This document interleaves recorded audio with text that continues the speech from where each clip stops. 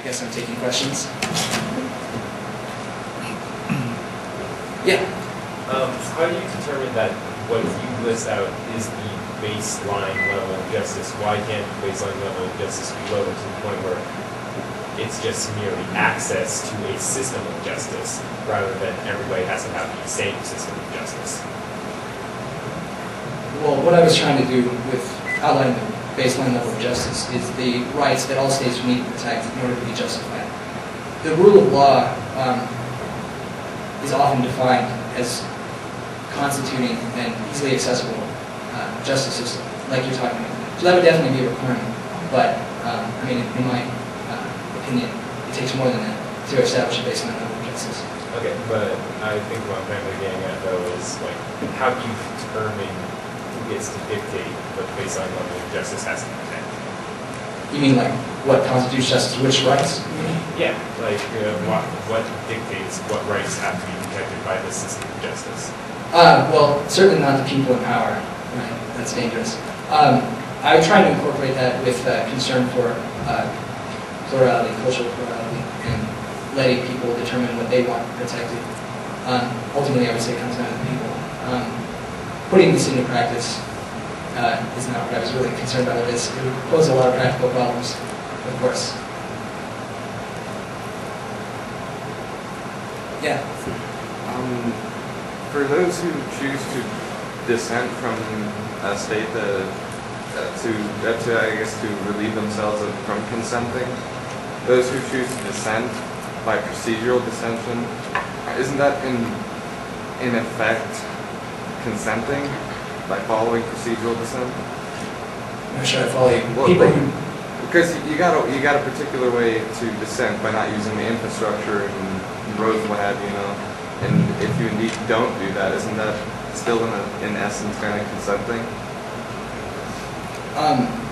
The examples I gave of tacit consent are just usually the main ones proposed by theorists, consent theorists who put forward tacit consent as a viable model. Dissent would require not using them.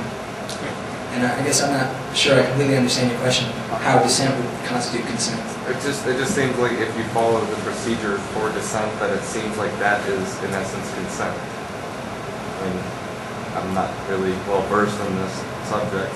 I apologize, I don't see that connection. Must not be wording it correctly. I'm sorry. I mean, if you don't disagree, then you agree? You mean by choosing not to use the roads, you're still letting the state influence your decisions? Yeah, because that's what I meant by the procedure. Is because they have a particular procedure for you to dissent, right? Who's they? States? Yes, the states. Oh no, this is all theoretical. States, in practice, states do not think about what justifies them. They just operate under the principle that they are justified. So, as far as I know, the only procedural way to dissent to this state is to renounce your citizenship at an embassy or something. I don't know of any other procedural dissension policies in effect anywhere, at least in this state. I guess I was just basing that off the theoretical. Yeah, if I was misleading by suggesting that this is actually the way it was, I'm sorry. I'm not sure if this applies to the field of study that you're talking about right now, but I've had an interesting day talking to people who don't believe in absolute morals. And I just have a question. Do you believe that justice can exist in the absence of absolute morals? Like some people say that something's right if you think it's right, and you can't tell anyone else that it's right because there's no such thing as an absolute right. Moral relativism. Right. Can the state and justice, can that ideal exist in moral relativism? I would say yes. I wouldn't like to see that state of affairs, but I think it's possible. Justice is incredibly hard to define. It could be defined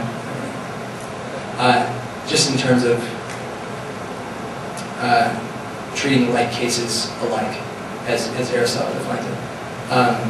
But yeah, in a situation where everyone is sort of adhering to the belief in moral relativism, the state, I think, could still be justified by providing order and security, because presumably it's in everyone's interest, not to live in state of anarchy. And so that's one possible way to justify the state in the absence of absolute morality. And I think I'm out of time, so thank you very much for your attention.